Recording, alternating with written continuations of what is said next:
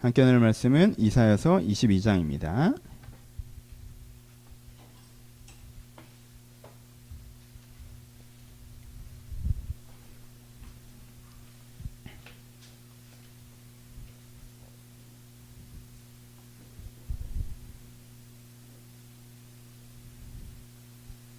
이사야서 22장 1절로 14절 말씀 같이 보겠습니다. 자, 1절 읽겠습니다.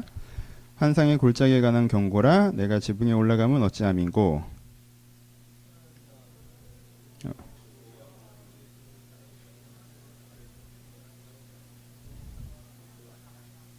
너무 슬퍼서 못 읽겠어요? 그런 건 아니죠? 그렇죠? 예. 제가 3절 읽고 여러분들이 4절 차례가 되면 좀 더 또박또박 읽읍시다. 제가 3절 읽을게요. 너희 관원들도 다 함께 도망하였다가 화를 벌이고 결박을 당하였고 멀리 도망한 자들도 발견되어 다 함께 결박을 당하였도다.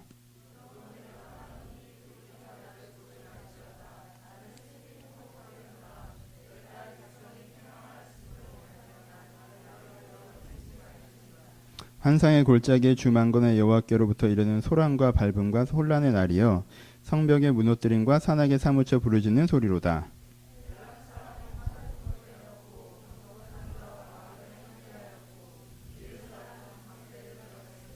병거는 내 아름다운 골짜기에 가득하였고 마무역은 성문에 정절되었도다.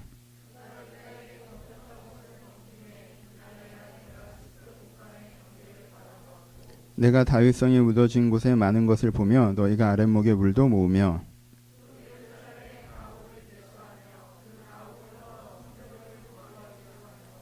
너희가 또 옛못의 물을 위하여 두 성벽 사이에 저수지를 만드느니라. 그러나 너희가 이를 행하신 일을 앙망하지 아니하였고 이를 옛적부터 경영하신 일을 공경하지 아니하였으므로다.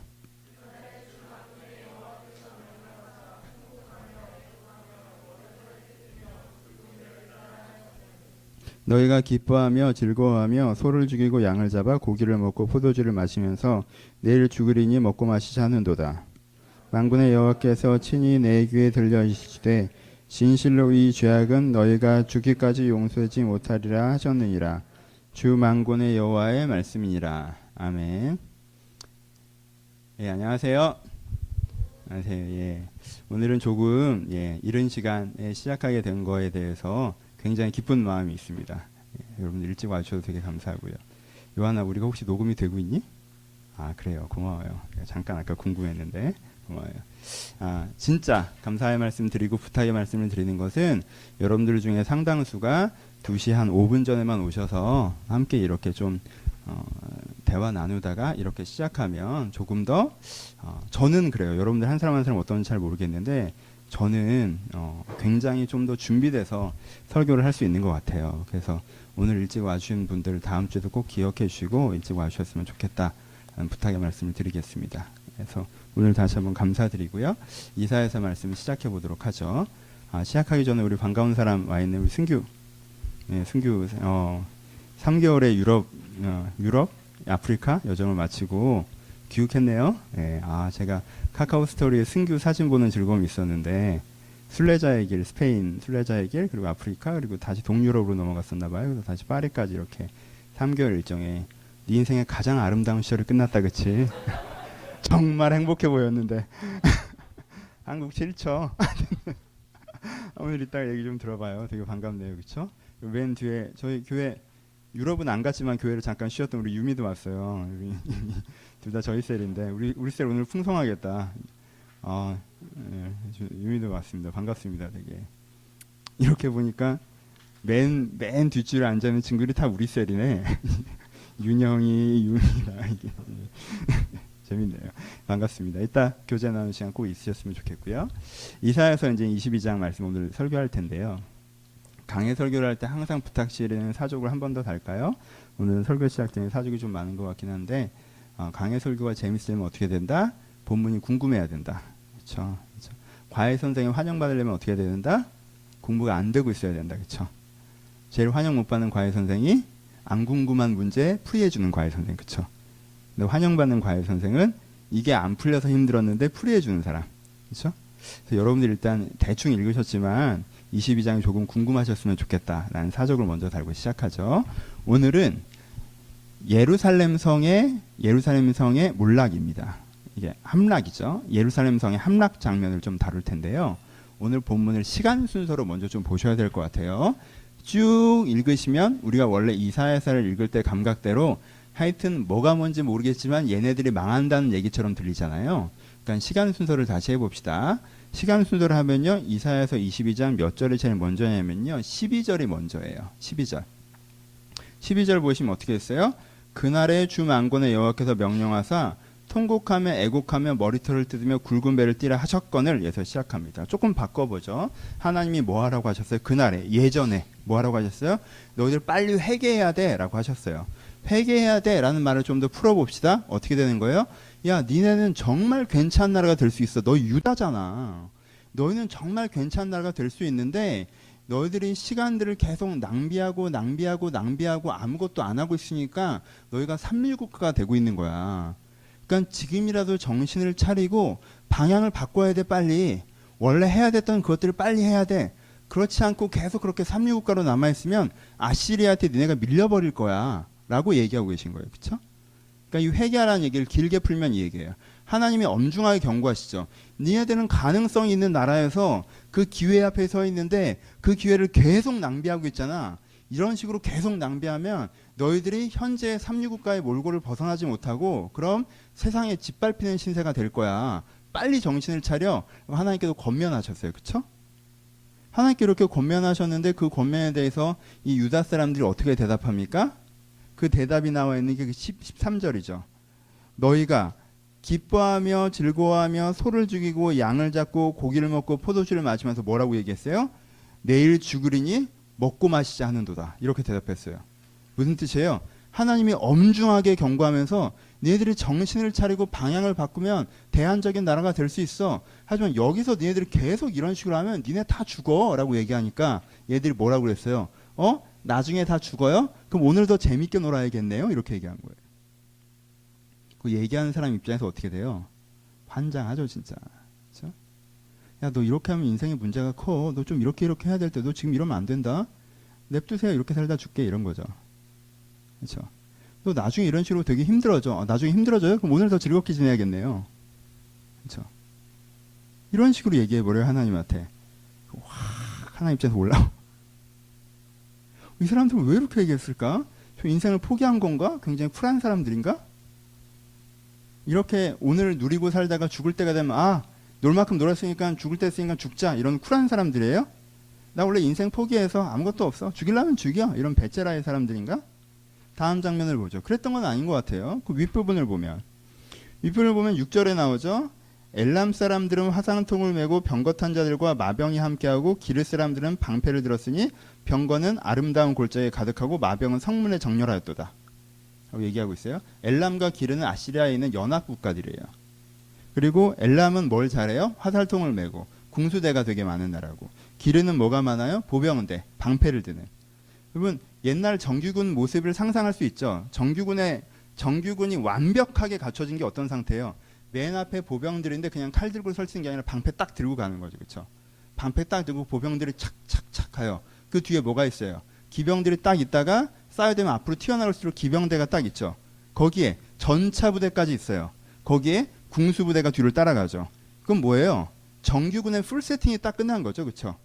비행기 뜨고 항공모함 뜨고 탱크 있고 거기에 일반 보병들까지 이제 한꺼번에 쫙 들어오는 거예요. 그렇죠? 풀 세팅이 돼서 들어오는 거예요. 아시리아의 협력 군대가 지금 풀 세팅이 돼서 어디까지 왔어요? 골짜기에 가득하였더라. 예루살렘 성이 산성이거든요. 예루살렘 성이 산성이어서 예루살렘 밑에 예루살렘 성을 공격하러 올라가면 골짜기를 지나온다. 근데 골짜기에 그 산에 지금 쫙 가득한 거예요. 이 사람들이. 이제 멸망의 직전의 장면에 딱 온 거죠. 진짜 문제가 딱 생긴 거죠. 그렇죠? 하나님이 예언하셨던, 하나님께서 예견하셨던 그날이 된 거예요. 그날이 됐으니까 나 재밌게 살다 그날 죽을게요 라고 얘기했던 사람들, 그때 죽어야 되니까 지금 신나게 놀죠라고 얘기했던 사람들, 그 사람들이 어떻게 반응합니까? 본문을 다시 한번 읽어보죠.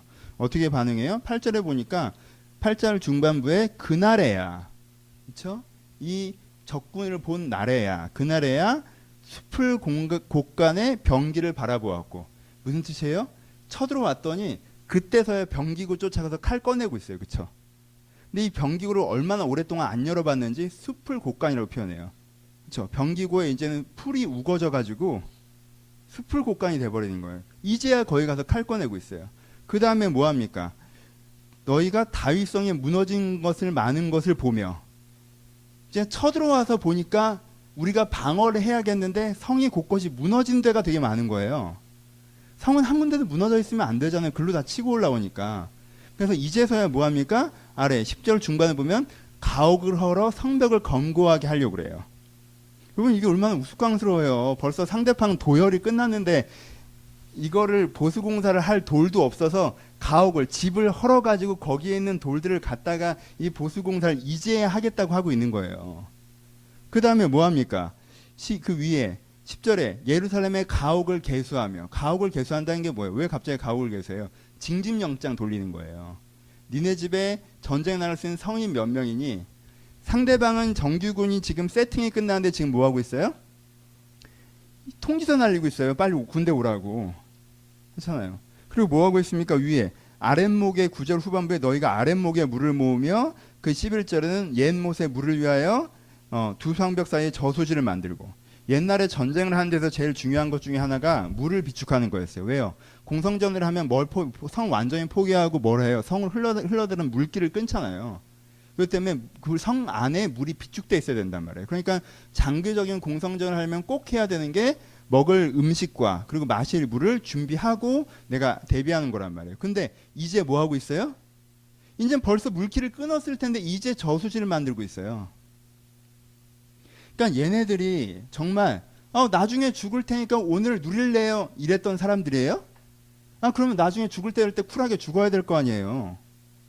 그렇잖아요. 그렇게 했던 사람들이 그런 쿨한 사람들이에요? 어차피 죽으면 다가오는 것이니까 오늘을 살자 이런 어떤 철학자예요?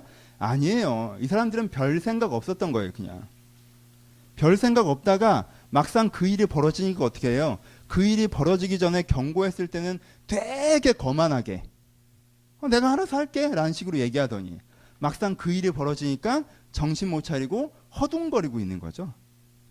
이래서야 쓸모도 이제 뭘 어쩌겠다고 무기고 가서 무기 꺼내고 이제 뭘 어쩌겠다고 야 여기 집 좀 헐어서 이 성벽을 좀 막아봐 그러고 있고, 밖에서 서 있는 사람들 보기에 얼마나 한심했을까. 쟤네들 저기서 뭐 하는 거야? 성벽 갈라지는 거에서 지금 저거 막을 공사하겠다는 거야? 징집영장 돌리고 있고 이제야 저수지 파고 있고 허둥지둥합니다. 이걸 하려고 했으면 언제 했어야 돼요? 1년 전에 했어야죠. 그렇죠? 하려면 1년 전에 했어야 되는 일들을 이제야 하고 있는 거예요. 허둥지둥 하라고 할 때는 안 하고. 그 다음 장면 다시 앞으로 드러나죠. 이렇게 허둥지둥 하다가 막상 전투가 벌어지니까 어떻게 됐다고 그래요?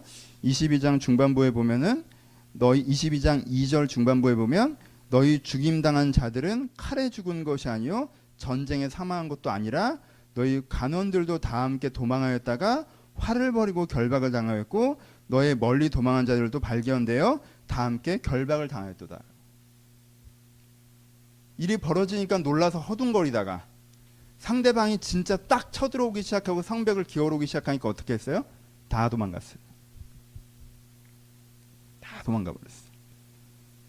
이게 오늘 본문이 보여주는 이 모양이에요. 여러분 다 도망갔어요. 예루살렘 성이 어떤 성인지 아십니까? 세계에서 가장 강력했던 로마 군대도요, 세계에서 가장 강력했던 바벨론 군대도요, 이것을 고사 정책을 피기 전에는요 탈환하지 못했던 성이 예루살렘 성이에요. 예루살렘 성은요 구조적으로 함락이 불가능하게 되어 있습니다. 아무리 많은 사람들이 많은 군대를 갖고 와도요 이 산성은요 무너뜨리기가 어려워요.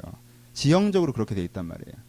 군사가 많다고 되는 게 아니에요. 평지에 있는 성은요 군사가 많으면 얼마든지 함락시킬 수 있습니다. 하지만요 이렇게 산등성에 지어놓은 성은요 군사가 많다고 함락시킬 수 있는 게 아니에요. 왜냐하면 군사가 집중할 수 있는 그 면적이 작기 때문에 되지 않는다는 거예요. 그래서요 예루살렘 성을 몰락시켰던 군대들은 항상 고사 정책이었어요. 그렇죠. 성경에 자주 나오는 장면이잖아요. 말을 잡아먹고 막 이러는 것들. 왜요? 못 나오게 막아놓고 1년이고 2년이고 버티는 수밖에 없는 거예요. 로마도 결국 그렇게 함락시켰고 바벨론도 결국 그렇게 함락시켰어요. 근데 지금 아시리아에게 이 성이 어떻게 함락당합니까? 하루 만에 함락당하죠. 왜요? 다 도망갔으니까. 싸우지도 않고. 이 장면을 다루고 있어요. 이 장면의 흐름을 이제 22장은 읽어보시면 지금 무슨 일이 벌어지고 있는지는 아시겠죠, 그렇죠? 이런 일이 벌어지고 있어요. 여러분 이 장면을 보니까 느낌이 어때요? 이런 일이 벌어졌다고 생각하니까 느낌이 어떻습니까? 좀 답답하지 않아요? 좀 한심하지 않아요? 저게 멍청하다고 생각되지 않습니까? 그렇죠? 그 답답함과 한심함과 멍청하다고 생각되는 좀 이 사람들에서 좀 안타깝다고 생각되는 그 안타까움을 좀 길게 서술해 봅시다. 어떤 모습인 거예요? 왜 이 사람들이 우리 가운데 답답함을 전달할까요? 이 모습을 좀 잘라서 의미화시켜 봅시다. 첫 번째, 이 사람들에게 우리가 느끼는 첫 번째 답답함의 첫 장면은 뭡니까? 자기 가능성을 인지하지 못한다는 거죠. 이게 이들의 첫 번째 문제. 유다는 어떤 나라예요? 유다는 시대를 바꿀 수 있는 나라였어요. 그렇죠? 그렇죠? 유다는 여전히 지금 가능성이 있어요. 유다는 세상을 바꿀 수 있는 가능성을 갖고 있는 나라예요. 근데 유다 스스로 그것을 알아요, 몰라요? 몰라요. 이들의 안타까움, 답답함은요, 여기서부터 출발하는 거예요. 자기가 얼마나 괜찮은 사람인지 몰라요. 자기가 뭘 할 수 있는 사람인지를 몰라요. 그걸 스스로 인정하고 인식하지 않습니다. 여기 우리가 느끼는 답답함이 있어요. 두 번째 우리가 느끼는 답답함은 어디에 있습니까? 이 사람들이 별로 중요하지 않은 즐거움을 추구한다는 거죠. 1년의 시간이 주어지고 1년 뒤에 전쟁이 발발할 거라면 나에게 그 시간을 준다면 지금은 성벽을 재건하고 무기를 재건하고 군대를 정비하고 무엇인가를 준비하고 저수지를 만들 터인데 그럴 시간에 술 먹고 양고기 먹고 소고기 먹고 놀고 있어요. 그렇죠? 이 사람한테는 이게 되게 중요한 것처럼 느껴져요. 별것도 아닌 거, 재미있는 거에 자기의 인생의 가장 중요한 기회들을 소비하면서 쓰고 있다는 거예요. 여러분 즐거움은 뭘 하는 것입니까? 즐거움의 특징은요. 어려움을 잊게 해주는 거예요. 그러니까 가끔 우리는 즐거워야 돼요. 근데 즐거움의 특징은 어려움을 잊게 해주는 것이기 때문에 이럴 때는 문제가 돼요. 뭐요?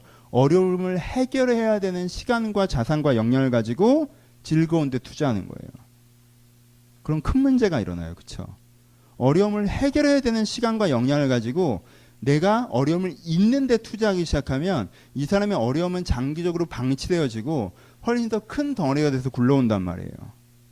그러니까 이 사람들의 안타까운 두 번째 이유예요. 왜 그러고 있을까라고 생각해야 되는 두 번째 이유라는 겁니다. 세 번째, 문제 제기 앞에서 교만하다는 거예요. 어떤 문제 제기를 했을 때, 그래요? 난 꼭 그렇게 안 될 것 같은데요? 이렇게 될 수 있는 가능성도 있지 않나요? 여러분, 이렇게 얘기하기 시작하면 그래도 대화가 되죠. 그렇죠? 논쟁이 되죠. 토론이 되죠. 결론이 나죠. 근데요, 이런 방식, 조롱의 방식. 누가 나한테 문제를 제기해도, 그래요? 나 안 그런 것 같은데? 아니, 왜 안 그런 것 같은데? 몰라요, 나 안 그런 것 같은데? 조롱의 방식. 요즘에 조롱의 방식들이 참 많죠. 논쟁하려고 하고 토론하려고 하지 않고 진지하게 대응하려고 하지 않고 누군가 나에게 뭐가 문제라고 얘기해도 되게 가볍게 넘기고 비웃고 우스꽝스럽게 만들고 그게 자기가 훨씬 더 그 깊은 이해보다 우위에 서 있는 양. 가볍게 자기가 비웃어 넘겨버리는 소비적 태도를 가지면 마치 자기가 그렇게 되는 것이냐. 네가 이게 문제야. 난 무슨 말인지 모르겠는데요. 끝. 조롱의 방식. 너 이런 식으로 하면 큰일 나. 큰일 나요? 그럼 오늘 더 신나게 놀아야겠네. 끝. 더 이상 상대방이 말을 하지 못하게 하는. 지혜로운 자를 우둔하게 여기고 스스로를 더 지혜롭게 여기는 사람들. 네 번째, 허둥지둥한다는 거죠. 여러분, 성경에서 아까 안 읽었지만 이 구절에 나오죠. 이 얘네들이 얼마나 허둥지둥했는지 무기고 얘기하고 뭐 얘기한 다음에 11장 후반부에 나오면 중반에 이렇게 나와 있어요.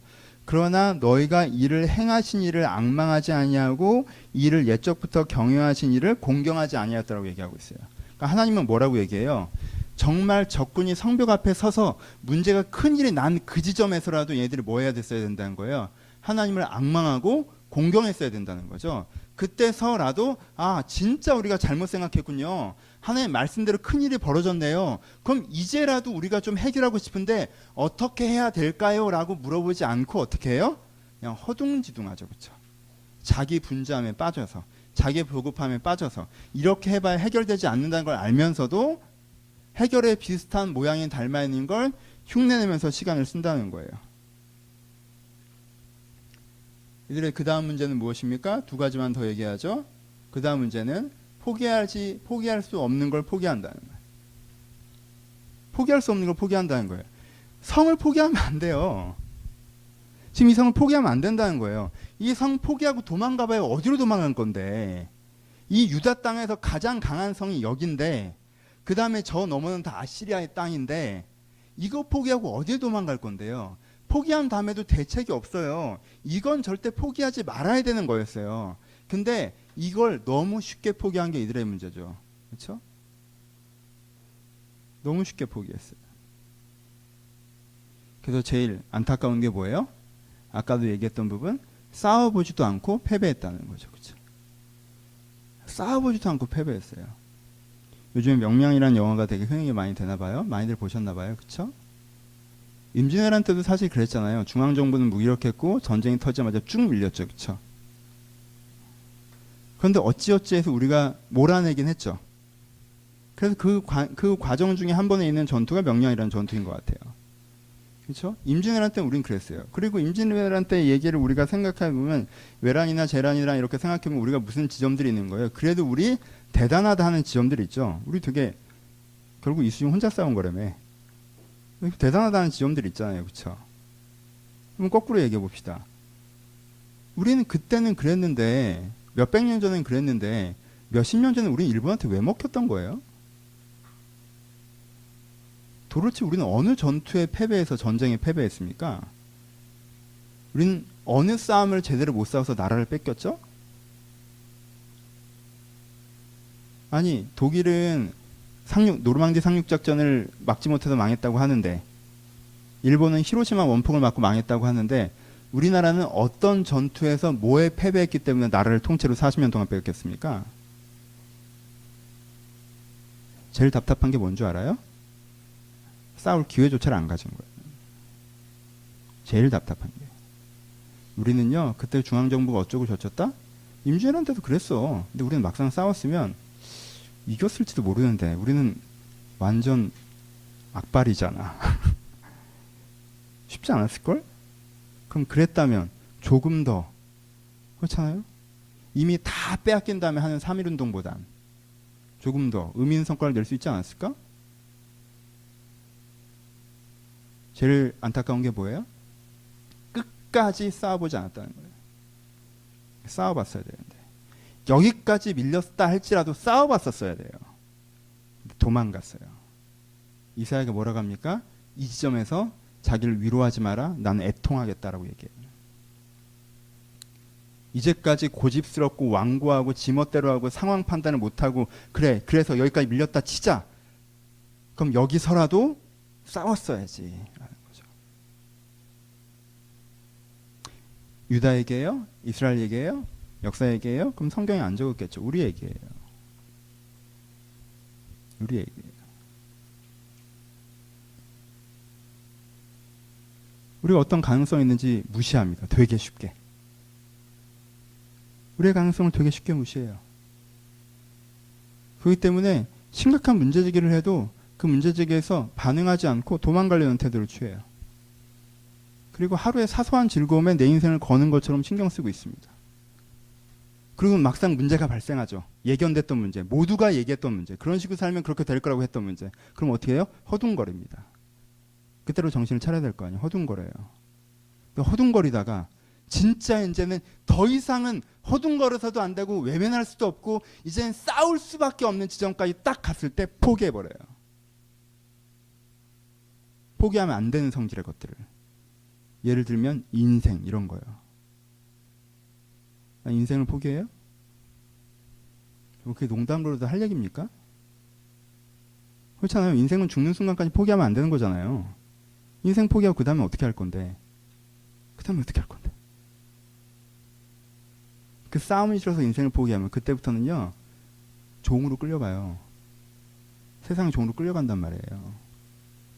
그럼 거기서 포기하면 안 되는 거거든요.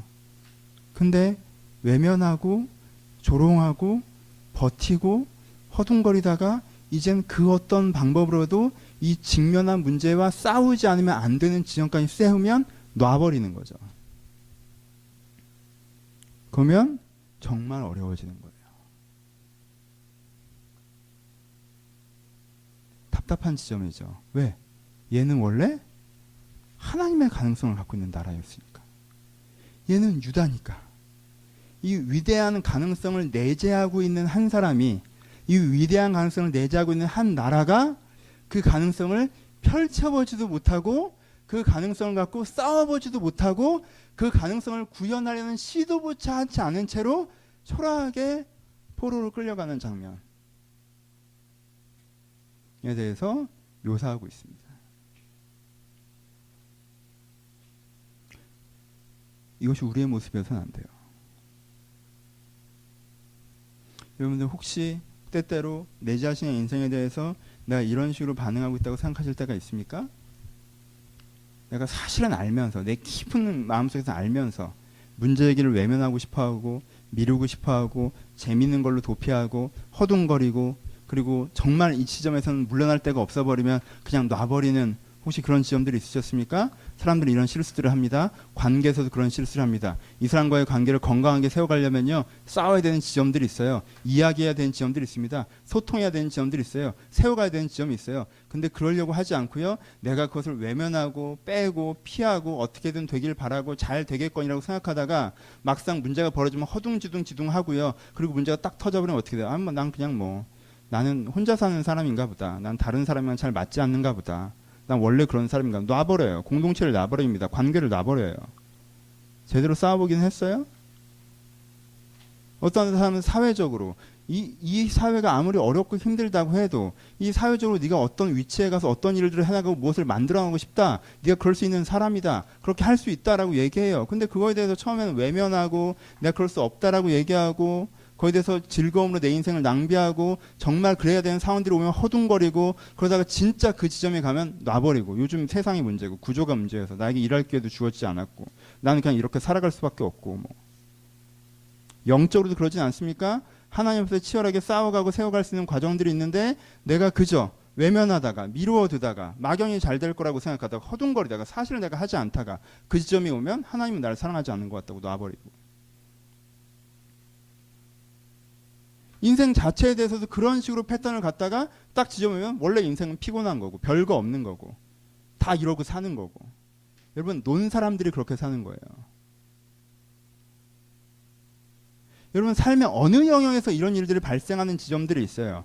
여러분들이 인생을 그렇게 사는 사람들은 아니에요. 인생이 그렇게 사는 사람은 여기까지 안 오셨겠죠.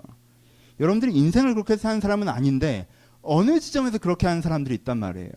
그래서 멀쩡한 사람인데 관계적으로는 놓아버리는 사람이 될 때가 있고, 멀쩡한 사람인데 사회적으로는 놓아버리는 사람이 될 때가 있고, 이거 해나갈 수 있는 사람인데 영적으로는 놓아버리는 사람들이 있단 말이에요. 거기서만 유난히 위축되고 외면하고 피해가고 허둥하다가 안 되는 건가 봐라고 놔버리는 사람들이 있다라는 거예요. 그리고 그것이 우리를 어떻게 합니까? 한 번도 앞으로 나아가지 못하게 만든다라는 거예요. 이것이 거대한 오해의 사건이라는 걸 인정하십시오. 아무 일도 벌어지지 않았어요. 예루살렘에게. 하지만 모든 것이 오해됐어요. 그래서 진짜 그 일이 벌어져 버리죠. 봅시다. 사람들은 왜 이런 패턴일까요? 부정적인 얘기는 한 번만 더 하고 긍정적인 얘기로 넘어갑시다. 이런 사람들의 기본적인 이유를 살펴보죠. 왜 이럴까요? 왜 그러는 걸까요? 현상적인 것부터 살펴보죠. 첫 번째, 이런 사람들은 많은 경우 긴장도를 되게 싫어합니다. 긴장하는 일 있으면 도망가요. 원래 문제를 해결한다는 건 일정한 긴장도를 동반하지 않습니까? 그렇죠?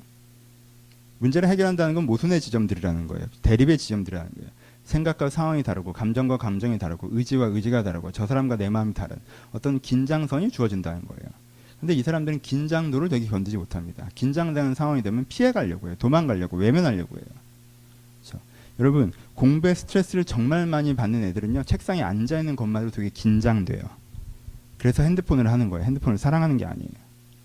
책상에 앉아있는 게 너무 긴장돼. 이 긴장을 풀고 싶어요. 이 긴장을 피하고 싶어요. 그러니까 딴짓을 그렇게 하는 거예요. 공부하는 것 자체가 어려워서가 아니에요. 긴장해서 그래요. 근데요, 긴장할 수 있어요. 우리는 살아갈 때 긴장할 일이 있습니다. 그렇죠? 긴장할 일이 있어요.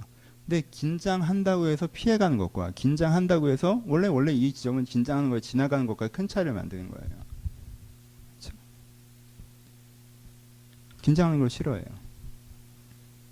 긴장감이 지나치게 높고 긴장하는 걸 싫어하는 이유 중에는 뭐 자존감 이슈도 있을 수 있습니다. 그렇죠? 내가 나를 믿지 못하고 내가 왠지 잘해내지 못할 것 같고 부정적인 전망이 더 많으니까 긴장하는 거죠. 여러분 탁탁탁탁탁 티익스프레스 같은 거 타러 올라갈 때 긴장돼요? 긴장 안 돼요? 긴장되죠. 근데 그 긴장감을 즐겨요. 왜? 안 죽을 걸 믿기 때문에 그러는 거예요. 그렇죠? 잘 될 거라는 기대, 내가 해낼 거라는 확신, 이 과정이 잘 지나갈 거라는 마음이 있으면요, 긴장도를 누릴 수가 있어요. 근데 진짜 무서워서 못하는 친구들은 왜 무서워서 못하는 거예요? 그 감각을 싫어하는 사람들도 있고요. 이게 떨어질 수 있을 거라 생각하는 사람들은 못 타요. 알겠어요? 제가 타봤던 놀이기구 중에 제일 무서웠던 건 카자흐스탄이었어요. 높지도 않아요. 12m제 대관람차. 정말 무서웠어요. 얼마나 무서운 줄 알아요? 내 의자와 앞의자가 보이는데 전체가 녹이 슬어 있어요. 그러면서 끼익 하는 소리들이 계속 나요. 이게 이 공포감 정말 무서웠어요. 분명히 누군가는 떨어졌을 거야. 난 확신해 진짜. 사람을 지탱할 수 있는 쇠가 아니에요. 이미 녹이 쓴 게 아니라 녹 때문에 이렇게 바스라진 거 있잖아요. 이렇게 깨지는 거. 그런 상태인데 이게 운행을 하고 있는 거야. 그냥 단기선교팀끼리 분위기를 모르고 그냥 와 해서 탔어요. 그냥. 근데 정말 그때 기도 제일 많이 했습니다. 모든 팀들이 하나님을 찾고 그 짧은 시간 동안. 뭐예요? 긴장감은 어디서 와요? 자기 불신에서 와요. 긴장감 자체는 새로운 일을 시도하고 갈등 사이에 들어가면 누구나 느낄 수 있는데 긴장을 피해가고 싶은 정도의 지점이 온다는 건요. 이 긴장감에서, 이 긴장에서 내가 원하지 않는 방향으로 될 거라고 생각하는 자기 불신에서부터 오는 거예요. 그렇죠? 다음, 어떤 사람들은 비슷한 패턴이에요. 너무 낙관적으로 생각해요. 잘 될 거야. 잘 될 거야. 야, 잘 안 될 수 있어. 지금 되게 어려운 상황이야. 잘 될 것 같은데 왜요? 잘 되겠죠. 잘 되겠죠. 잘 되겠죠. 계속 뭐라고 하잖아요. 그럼 앞이 달라요. 어떻게든 되겠죠라고 그래요. 어떻게든 되겠죠. 뭐. 어떻게든 되겠죠. 뭐. 그래도 막 뭐라고 하면 괜찮겠죠. 이렇게. 잘 되겠죠의 말에 뭐가 숨어져 있습니까? 잘 되겠죠 앞에 if가 앞에 있는 그 앞에 지금 생략된 문장이 뭐예요? 내가 뭔가 하지 않아도죠.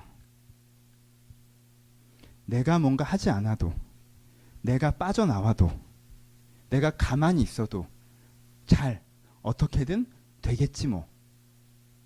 여기에도 뭐가 들어가요? 그 상황에, 그 문제에 참여할 때 느껴지는 뭐로부터의 회피예요? 여전히 긴장감으로부터 회피해요. 그렇죠? 여전히 자기가 그걸 바꿔나가지 못할 거라는 낮은 자신감에서부터 오는 거예요. 그렇죠? 이런 사람들의 그 다음의 특징들은 뭐예요? 아까도 얘기한 거지만 작은 즐거움에 되게 집중합니다. 작은 즐거움. 왜? 그 즐거움이 뭘 잊게 해줘요? 이 걱정을 잊게 해주잖아요. 이 긴장감을 잊게 해주잖아요. 이 문제를 잊어버릴 수 있게 해주잖아요. 그러니까요, 이 사람들은요, 작은 즐거움에 굉장히 신경 씁니다. 그렇잖아요? 지금부터 준비하면 전쟁에서 승리할 수 있는데 전쟁 준비하고 싶은 사람들이 대부분이지 누가 어디서 술 먹고 싶어요. 근데 왜 이 사람들은 술을 먹고 놀고 있을까요? 지금부터 준비하면 전쟁에 승리할 수 있는데 왜 이 사람들은 술을 먹고 있을까요? 정리에 승리할 수 없다고 생각하기 때문이죠.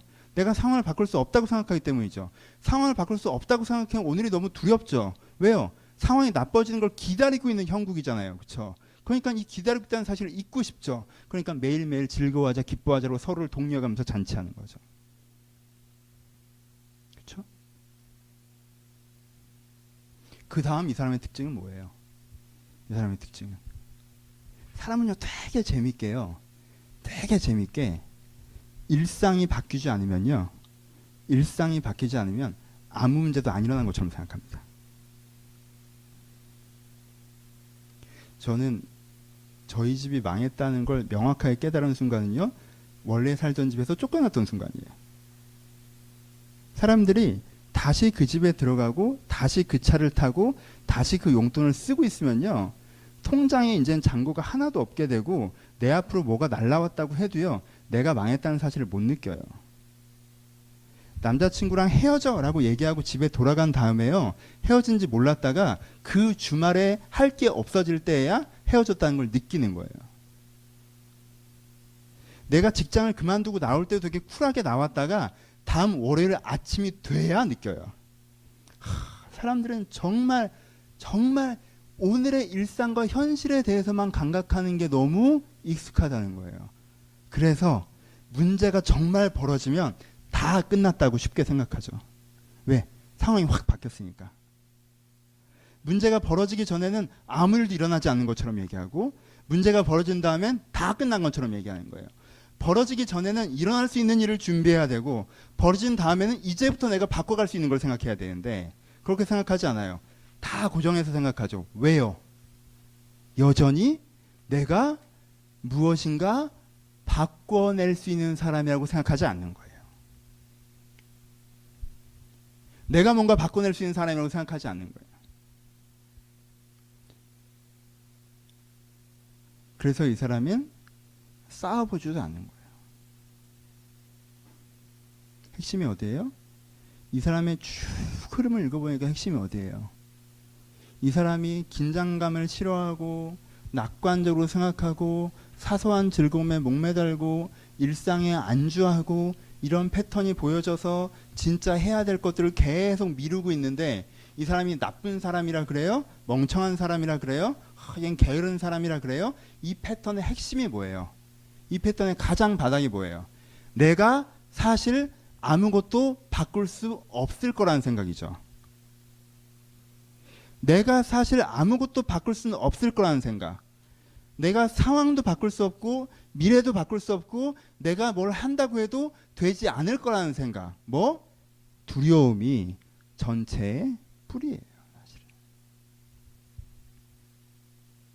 두려움의 뿌리에서 이 전체가 자라나는 거고, 이런 패턴이 자라나면서 그 패턴이 응용되면서 현상들이 만들어진 거예요.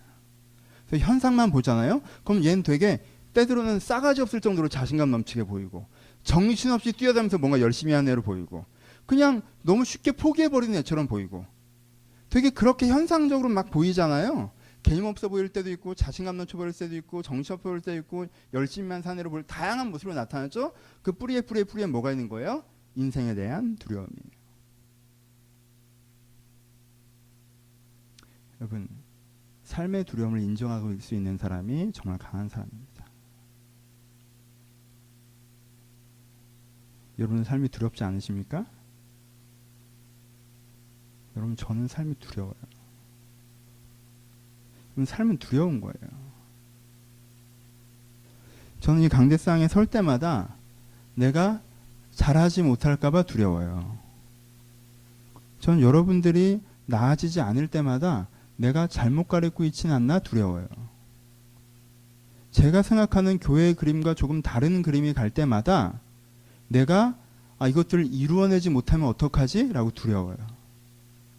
제가 생각하는 스스로에 대한 기준치보다 좀 한심하게 살아갈 때마다 나는 그냥 이 모양, 난 이거밖에 안 되는 사람인가? 라는 게 전 두렵습니다. 두려워요. 제가 지난주에 되게 재미있게 읽었던 책, 원래 그 책을 알고 있었고 선물 받아서 읽었던 책인데, 그전에는 제가 되게 가볍게 읽었어요. 너무 감상적인 리딩이지 않나? 감상적인 글쓰기지 않나? 라는 생각을 갖고 읽었어요. 그 책을 다시 읽으면서 제가 큰 위로를 받았습니다. 가르칠 수 있는 용기라는 책이에요. 목회적인 책은 아니에요. 신학적인 책은 아니에요. 교육 쪽의 책이에요. 근데 저는 어떤 목사님이랑 얘기할 때, 그리고 어떤 목회적 서적을 읽을 때보다 동역자랑 얘기할 때 느끼는 격려와 위로를 굉장히 많이 받았어요. 왜? 그분이요, 가르치는 두려움에 대해서 굉장히 많이 얘기하셨어요. 목사만큼이나 자기가 이걸 두려워한다는 걸 인정하기 싫어하는 존재가 또 있겠습니까? 그렇죠? 그분이 자기가 유명한 강사임에도 불구하고 고등학생들을 모아놓고 샘플 강의를 하는데 한 놈이 계속 하품만 하고 자고 있고, 걔를 신경 쓰면서 하다가 패배감을 느끼고 그 아이에 대한 분노를 느끼고, 이 자기를 참관하던 교수들에 대해서는 창피함을 느끼고 막 도망가 버리고 싶고, 그렇죠? 여러분 그런 감정을 저는 왜 안 느끼겠습니까? 전 예전에 설교할 때는요.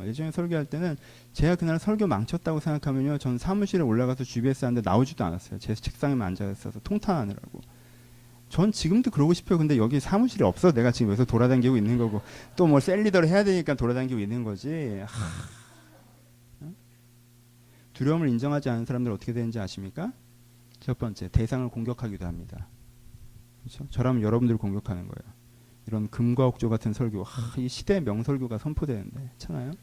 위대한 설교자와 같은 교회에 있으면서 그걸 알아보지 못하는, 응? 이제 진짜 돼지목의 진주다, 이 돼지 같은. 그런 생각까지는 안 해요. 알죠? 장난이에요. 그렇게 생각하든가, 상대방을 공격하는 거죠. 세상을 공격하는 거예요. 세상이 문제라고 얘기하는 거예요. 자기 두려움을 인정하고 싶지 않은 거예요. 그러니까 세상이 나쁜 곳이어서 그렇다고 얘기하는 거예요. 그 다음에 그런 게 원래 안 되는 거라고 얘기합니다. 목회라는 게 원래 그냥 설교 시간 어떻게 매번 감동을, 사람은 그렇게 잘 안 바뀌고 이만하면 괜찮은 교회고 이 정도 살면 되는 거지. 뭘 떨어뜨리는 거예요? 기준을 낮춰버리는 거죠. 그렇죠? 내가 괜찮은 사람이 아니라고 얘기하면 되는 거예요. 나는 그렇게 살고 싶지 않다고 얘기하면 되는 거예요.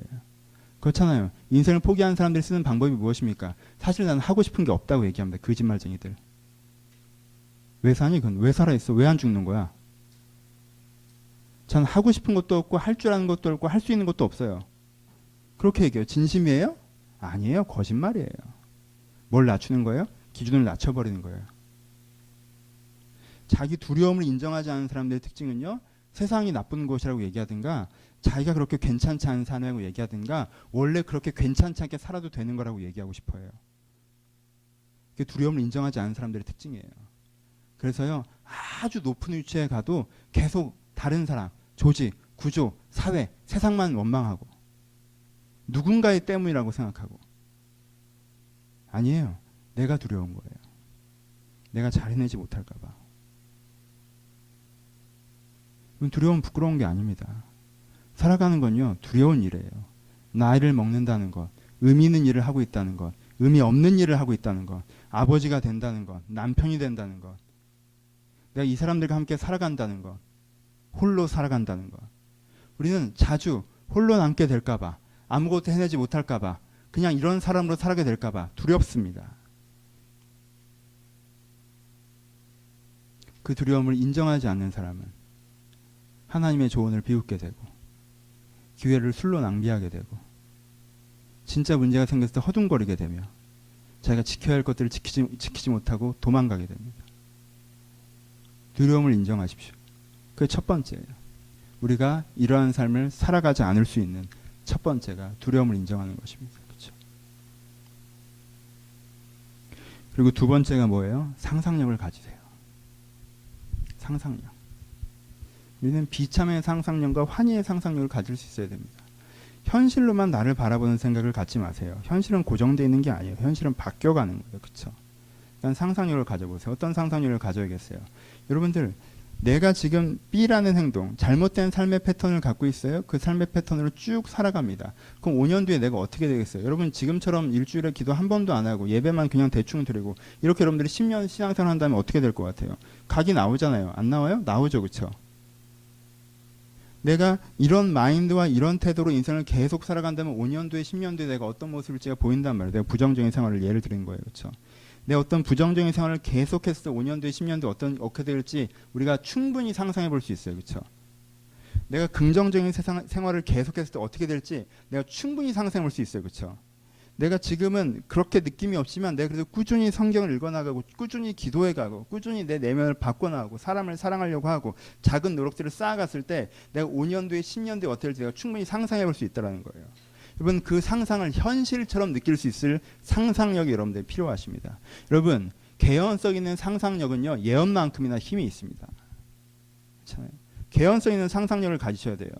개연성 있는 상상력을 가지고 그 상상하는 내일을 오늘처럼 느낄 수 있는 사람이 오늘이 아니라 내일을 살 수 있고 오늘을 바꾸는 사람으로 내 삶의 현장에 설 수 있으며 오늘의 현재를 통해서 자기 자신을 규정하지 않고 다른 태도로 하루하루를 걸어갈 수가 있게 되는 거예요. 상상력을 가지세요.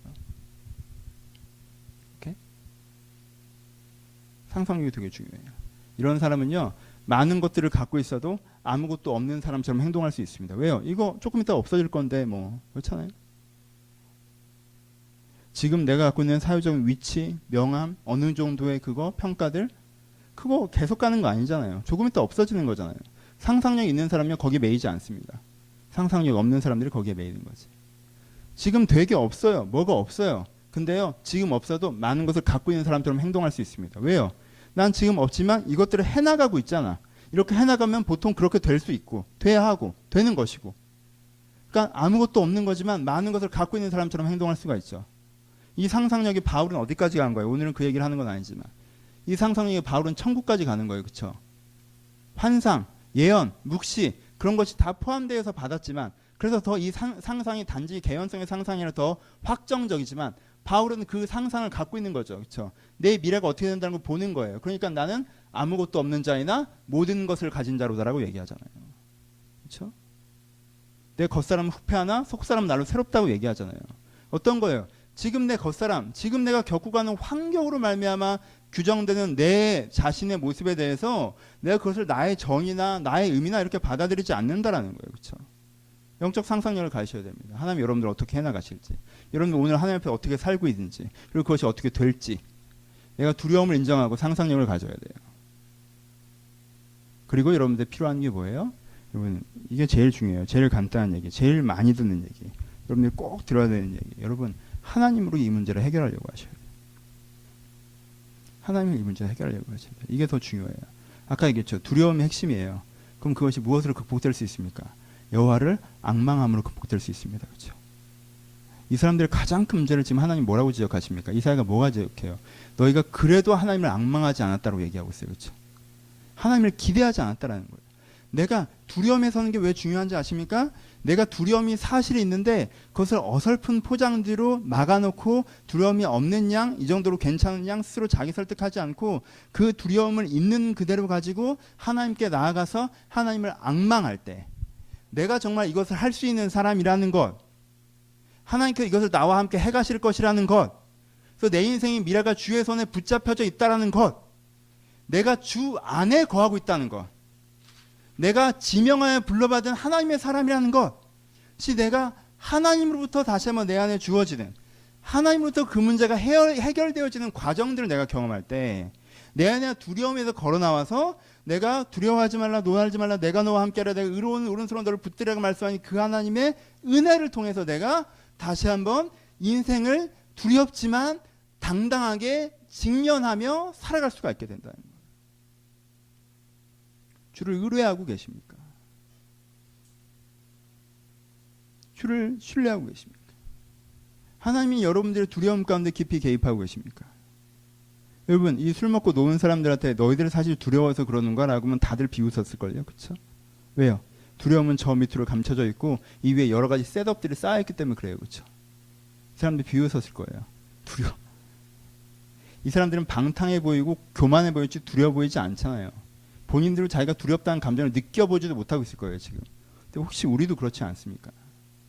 사실 우리는 두려운 것인데 하나님이 두려워 말라라고 그러면 저는 두렵진 않은데 난 지금 하나님 마음에 안 드는 게 문제예요. 모르시겠어요? 나한테 잘 보이셔야 되는 거예요. 지금 뭐 두려워하지 말라 지금 이 차원이 아닌데 우리 좀 그러고 있지 않아요? 하나님 앞에 여러분들 두려움을 직면하시고 그 두려움에 서서 하나님, 내가 두렵습니다. 내가 놀랍습니다. 하나님을 앙망합니다. 하나님을 기대합니다. 하나님 내 두려움 가운데로 찾아오셔서 나를 사랑하시고 나를 붙이시고 나를 인도하신 것을 나에게 보이시옵소서. 내가 그럼 하나님의 인도하심을 따라 여기서부터 다시 한번 걸어가겠습니다. 하는 그 고백의 기도가 있을 때 여러분들이 두려움에 꺾이지 않는 독수리면 날개처럼 올라간 같은 그런 삶을 살아갈 수가 있는 거예요. 하나님을 여러분의 삶에 개입하게 하십시오. 제가 지난주 화요일에 저희 와이프랑 대판 싸웠는데 오랜만이었어요. 한 2년 만에 그렇게까지 싸운 거. 대판 한 30분 정도 정말 대판 싸웠는데, 대판 싸우면 저희는 보통 이한이랑 저랑 약간 동맹 관계이기 때문에 동맹국 입지에 있기 때문에 저희는 이제 방으로 일단 피신을 해서 둘이 이제 대화를 하고 있었습니다. 이 사태에 대해서 어떻게 해결해 나갈지에 대해서 둘이 대화를 하고 있는데 밖에서 갑자기 저희 와이프가 기도를 하기 시작한. 우리 와이프 신앙 이렇게 좋아졌어. 여러분 지금 막 이러면서 싸우다가 딱 기도하기 진짜 힘들어요. 저도 그렇게 잘 못해요. 다 기도하기 시작하더라고요. 그래서 기도해서 우리 둘이 웃었어요. 이한이랑 나랑. 기도한다 야. 어떡하지? 우리도 해야 되나? 약간 어떻게 할까? 그랬더니 이한이가 근데 너무 큰 소리로 하지 않아? 막 그러면서 그러면 좀 그렇지 않아? 동네에도 있는데 그래서 그래 좀 그래 그렇긴 한데 그렇다고 뭐 가서 기도하지 마 그럴 수도 없잖아 내 목사인데 뭐 이렇게 이런 얘기들을 하면서 이렇게 있는데 잠시 후에 문이 벌컥 열리면서 저희는 두려웠죠. 벌컥 열리면서 그리고 아내가 굉장히 중요한 단어를 딱 얘기했어요. 근데 기도하다가 하나님께서 이 마음을 주셨는데 당신 나를 존중해야 돼. 내가 딱 그랬어요. 제가 거기에 딱 졌어요. 왜? 컨텐츠는 내가 좋잖아. 누가 잘못했겠니? 와이프가 잘못했어요. 그래서 내가 막 뭐라고 했죠. 와이프가 열받아서 또 나한테 막 뭐라고 했고. 그렇죠? 근데 뭐가 없었다는 거예요? 기도해보고 그 사람이 존중이라는 단어를 딱 했는데 그 단어에 제가 딱 승복이 됐어요. 아, 이번 내가 잘못한 거구나. 내가 뭐라고 이렇게 설명하면서 내가 존중이 없었다. 그래서 미안하다고. 잘못했다고. 제가 항상 존중하겠다고. 그래서 이한이도 이제 또 이제 제가 갑자기 그렇잖아요. 내가 강대국인데 내가 항복했으니까 지가 어쩔 거야 해서 옆에서 자기도 존중하겠다고 이제 우리 둘이 존중의 서약을 하고 이제는 또 아름답게 또 떡볶이 해먹고 잤는데 하여튼 이렇게 했어요.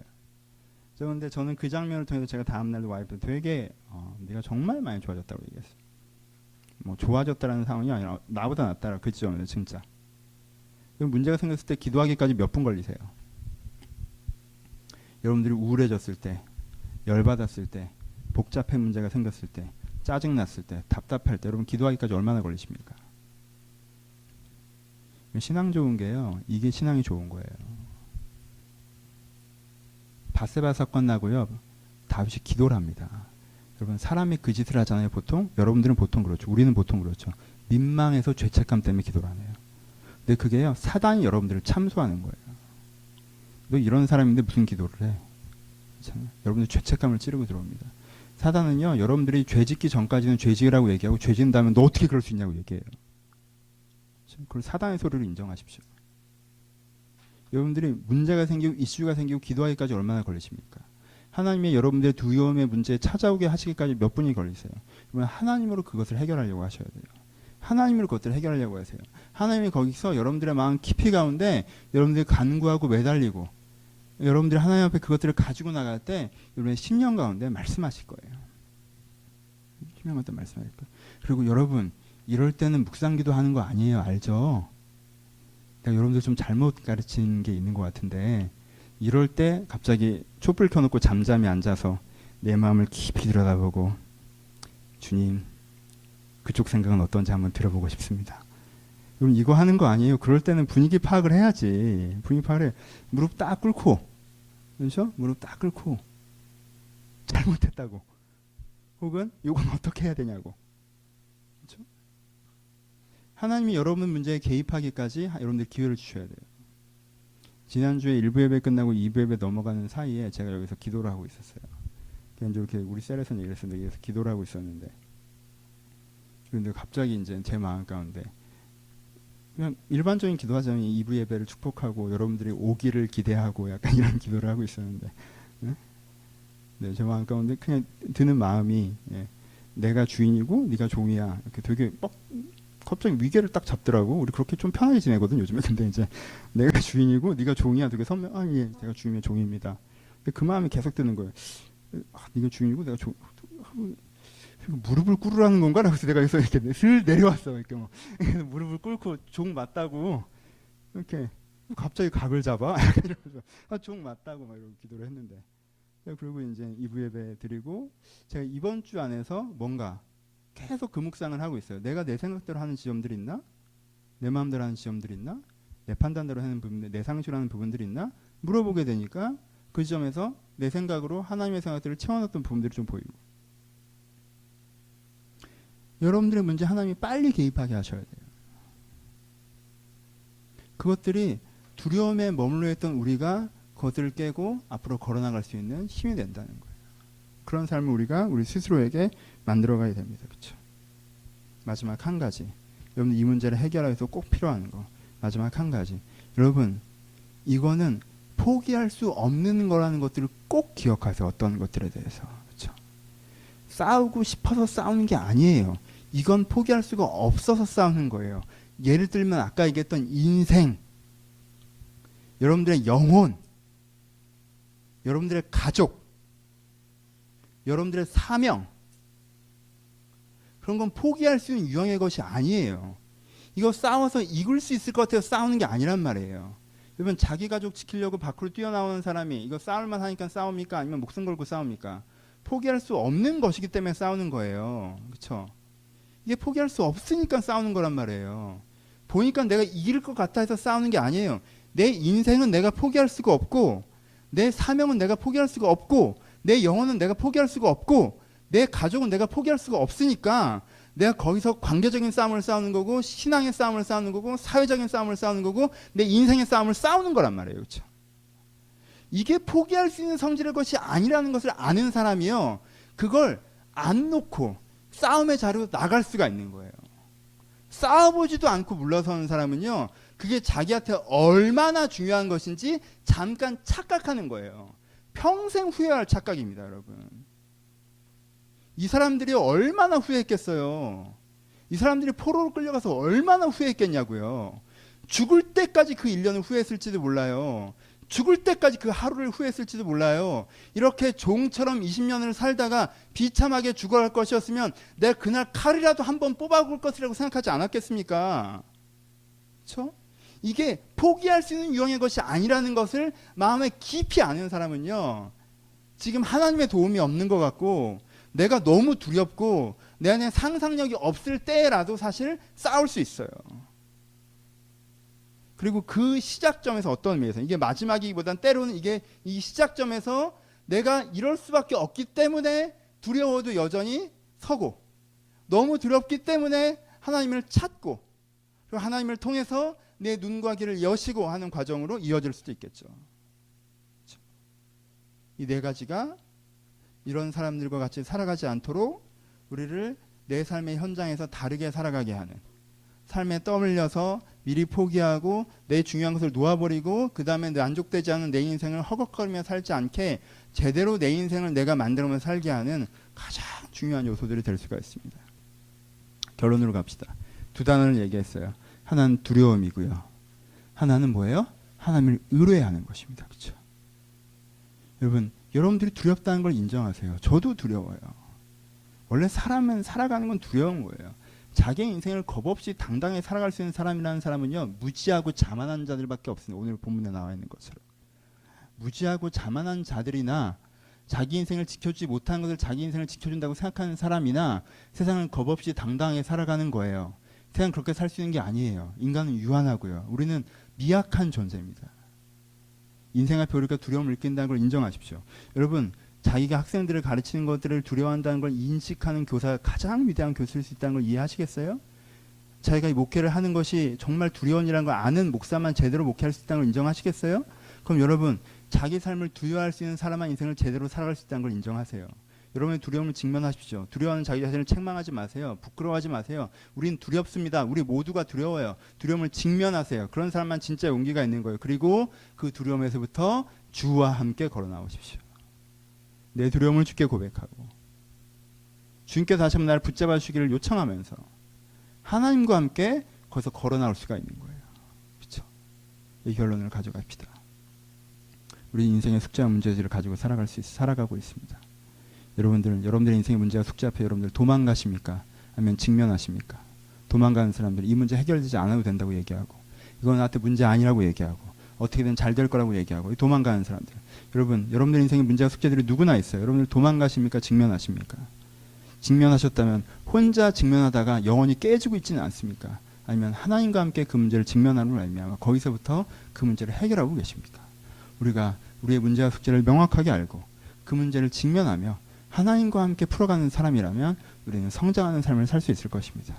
하지만 우리가 우리의 문제를 직면하지 않는다면, 직면하지 않고 도망가고 있다면 우리는 스스로를 속이는 사람이고, 내가 혼자 그것을 다 해결하는 양 달려들었다면 우리 영혼이 남아나지 않을 것이며, 하지만 우리가 하나님과 함께 그 문제를 바라본다면 하나님과 함께 우리가 더욱더 성숙의 발걸음을 걸어갈 수가 있을 것입니다. 여러분들의 두려움의 삶 앞에, 내 삶의 현장 가운데 하나님을 초대하시면서 복잡하게 엉켜있는 자기 논리에 스스로 속지 마시고, 자기 패턴에 스스로 속지 마시고, 내가 남을 속이기 위해 쓴 논리들을 내 자신에 속아서 엉뚱한 얘기들을 하지 마시고, 내 마음의 깊이를 직면하시고 그 두려움에서 하나님을 만나며 하나님과 함께 이 두려운 인생 하나님과 함께 걸어가는 하나님 안에 거하시는 여러분들이 되시기를 주님의 이름으로 축복합니다. 같이 기도하시겠습니다.